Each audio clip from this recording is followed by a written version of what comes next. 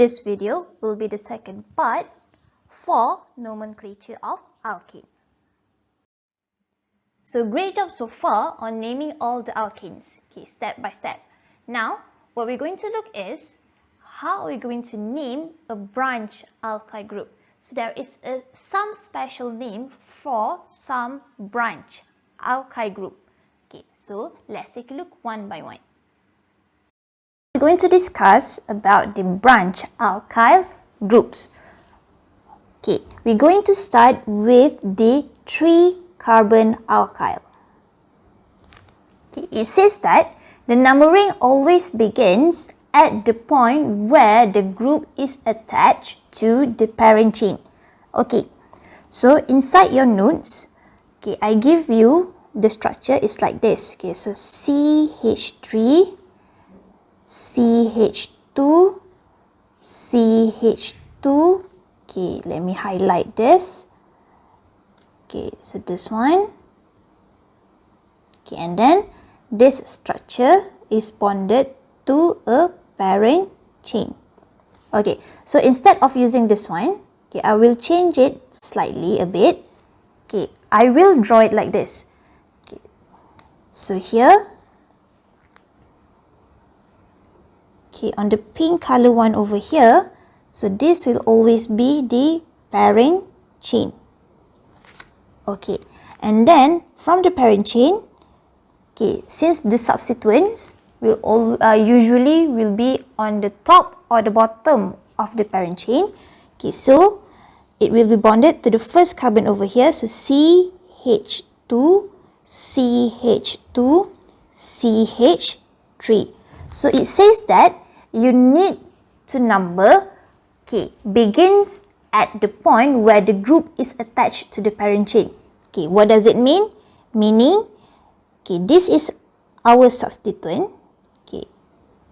This is our substituent, and the first carbon is attached here. So we will number it 1, 2, and 3. So if we have a 3-carbon alkyl group, so we name it as propyl. Meaning if let's say the parent chain is hexane, so maybe 2-propyl hexane. Besides that, we can also have another arrangement. So if you look at this one, the arrangement is the first carbon here, 1, 2, 3. The first carbon is the one that's attached to the parent chain over here. So this is the other structure. We have the parent chain over here. So this is the parent chain. So whatever the parent chain is, so this is the substituent. So the alkyl group that we have over here, 1, 2, 3. We have 3 carbon substituents, so it should be propyl. But if you look back on your notes, it says that the numbering always begins at the point where the group is attached to the parent chain. So instead, by following that, so this will be carbon number 1, this will be carbon number 2. So the substituent name, it will be ethyl over here instead of propyl. And then at the ethyl, we have 1 substituent, meaning substituent to the substituent. And the substituent is methyl. And then this methyl is located at the first carbon. So we're going to name it as 1-methyl ethyl, like that. Or instead of naming it as 1-methyl ethyl, we can also name it as this. You can name it as isopropyl. We put the name iso over here. How do we identify that this is iso? So if I were to draw back this structure, if we have an iso structure, parent. Okay, so your substituent carbon, so CH3, CH3, okay, H. So you have two different substituent bonded here. You have like this, okay. So this is what we call as the iso structure, where at the end of the substituent is bonded to two methyl group, two methyl group like this. So this structure we call it as isopropyl. Okay, why is it propyl? Because it has 3 carbons over here on the substituent. So 1, 2, 3. Okay, and then it becomes iso because you have 2 different branch over here. So this is for the 3 carbon alkyl. Next, we're going to look on the 4 carbon alkyl. So basically, if we have a 4 carbon alkyl, okay, 4 carbon is but. So by right, we will have, okay, butyl over here. Okay, so let's look at the first structure. So the first structure, if let's say you have it like this, okay, so this is the parent chain. Okay, and then the parent chain is bonded to CH2, CH2, CH2, CH3.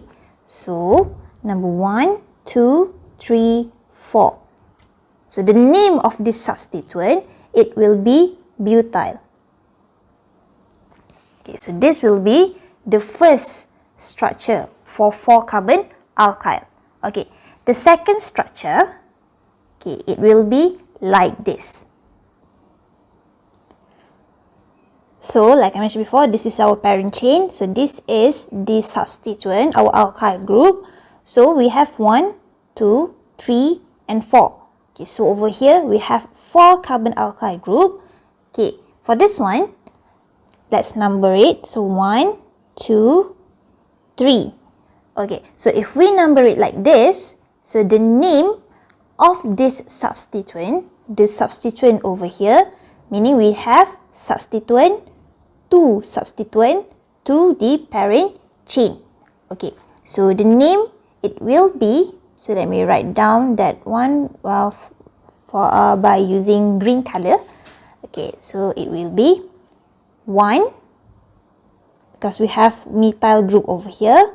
Okay, so 1 methyl.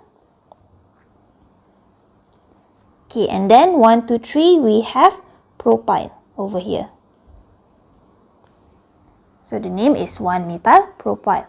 Or the second naming, we can also name it like this. Okay, instead of numbering from this carbon, okay, so let me erase this number. Okay, we number it from here. So 1, 2, 3, 4. So the second carbon is bonded to our parent chain. So now our substituent is a 4 carbon substituent, 4 carbon alkyl group. So it will be alkyl. It will be butyl. Okay, so instead of propyl, so the other name we can use as butyl. Okay, so since it is located at the second carbon, so we name it as sec butyl, like that, with hyphen. So this structure is also known as sec butyl. Okay, next, the third structure is like this. So parent, okay, 1, 2, 3, 4, a 4 carbon alkyl. So let's number this. Okay, so this will be number 1, number 2, number 3. Okay, so if you look over here, we have an alkyl group at the second carbon. Okay, so the longest carbon substituent over here is propyl, 3 carbon. So we will name it as 2-methyl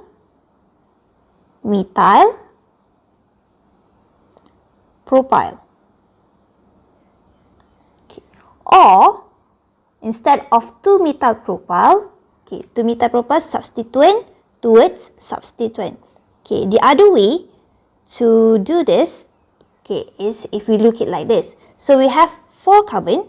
So 1, 2, 3, 4. So we know that our substituent is a butyl. Okay, and if you look over here, we have at the end of this substituent chain, okay, 2 alkyl group like this. So still remember when we did for the 3 carbon alkyl, if we have a structure like this at the end, 2 alkyl group at the end, we call it as iso. So for this one, we can also name it as isobutyl. Okay, so this is for structure number 3.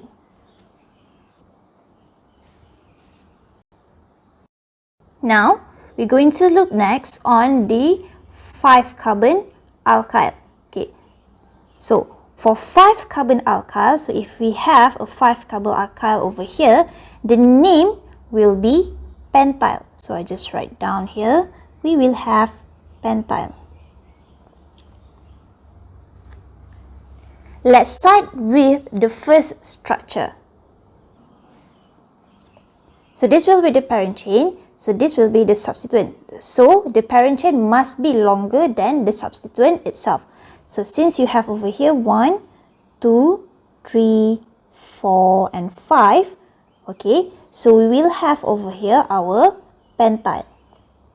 Okay, the substituent, the alkyl substituent name is pentyl. Now, let's move on to the second structure. Okay, so this is our second structure. So if you look over here, this is the parent chain. So we have, okay, we number it from the parent chain. So 1, 2, 3, 4. So the longest chain over here for the substituent is 4. So we have a butyl. Okay, and then on this butyl, we have 1 methyl group located at the 3rd carbon. So let's name this structure. So the name will be 3-methyl butyl. So this will be the first name. Okay, of course we have the second name. So let me erase the green color one first. Okay, so the second name will be, since over here we have a 5 carbon alkyl group, 1, 2, 3, 4 and 5. So it will be pentyl. And look at the structure. At the end of the chain, we have over here 1, 2 methyl group. So when we have 2 methyl group at the end of this substituent chain, what is the structure that we have? We have an iso structure. So we can also call this as isopentyl. Okay, now let's move on to the third structure. So this is our third structure. This is the parent chain. Okay, so let's number. So this is carbon number 1 bonded straight to the parent chain. Carbon number 2, carbon number 3. So the straight chain alkyl here, we will have a propyl. Okay, and then we have at carbon number 1, 2 alkyl group. So what will be the name of this substituent? So it will be 1,1-dimethyl propyl. Okay, and then propyl needs to be very close to the methyl. Okay, 1,1-dimethyl propyl. Or we can also have another name for it. Okay, so what will be the other name for this substituent? Okay, so let's focus on this carbon. Okay, so we have 1, 2, 3, 4, 5 alkyl groups, so it's pentyl, and the carbon that is directly bonded to the parent chain over here is bonded to 1, 2, 3 carbon. So since we have it's bonded to 3 carbon, we can also call it as third pentyl. Okay, to show that we have this carbon over here is a tertiary carbon because it's bonded to 1, 2, 3. We only focus on the substituent. Okay, only on the substituent. Okay, we will not take into consideration the carbon on the parent chain over here. Okay, so this will be the name for the structure. It's either 1,1-dimethyl propyl or we put it as third pentyl. Okay, now this will be the fourth structure for 5-carbon alkyl. Okay, so for the fourth structure over here, so this is the parent chain. So this is carbon number 1, carbon number 2, carbon number 3. So the longest carbon chain is still 3 carbons, so it's a propyl. Okay, but the alkyl group is located at the second carbon, the 2-methyl group over here. Okay, 1, 2. So we're going to name this as 2,2-dimethyl propyl.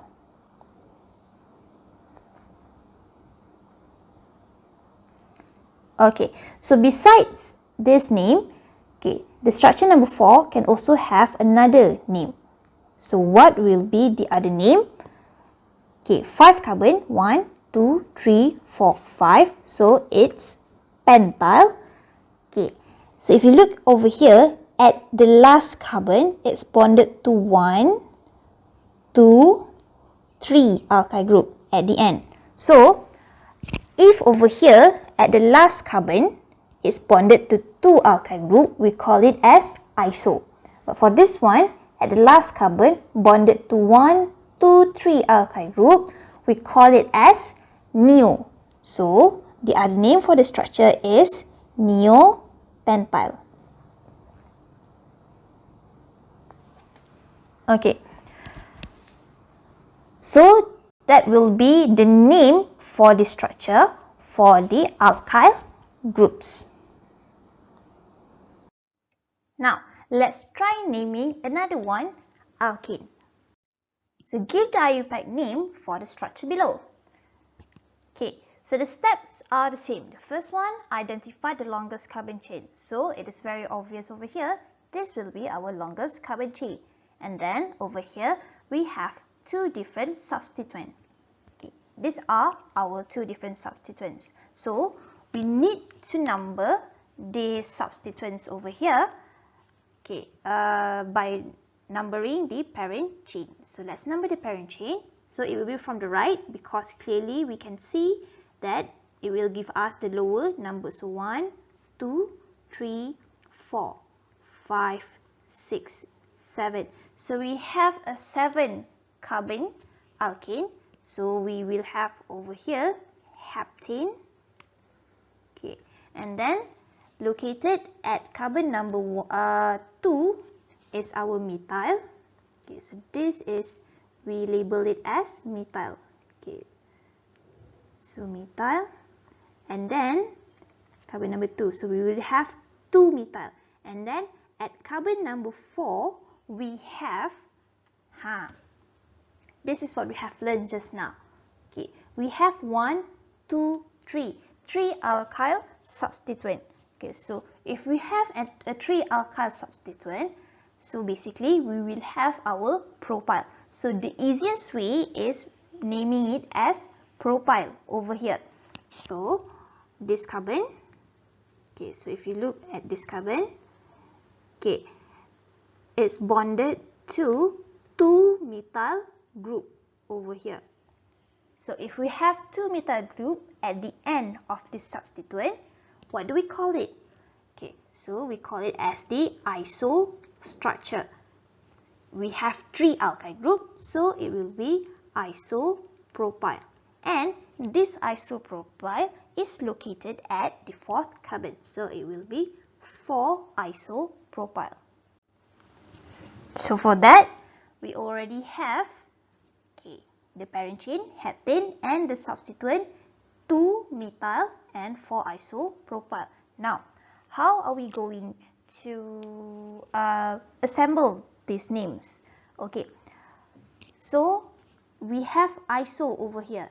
Okay, so if you have iso, okay, the alphabet I over here is considered part of the alphabetical order. Okay, meaning we are considering between I and M. So which one will come first? So I will come first, and then after that M. So we're going to write down the name of this alkane as 4-isopropyl. Okay, and then here 2-methyl heptane. So that will be the name for this alkane.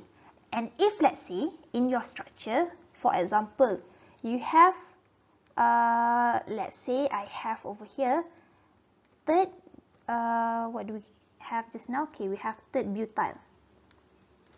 Okay, so if you have third butyl, third over here is not considered as part of the alphabetical order. So we're going to choose B as the part of alphabetical order. Meaning, if you have third, if you have sec, okay, this is not considered as part of the alphabetical order. But if you have iso or you have neo, so it is part of the alphabetical order. Okay, so that will be the naming for all our alkanes.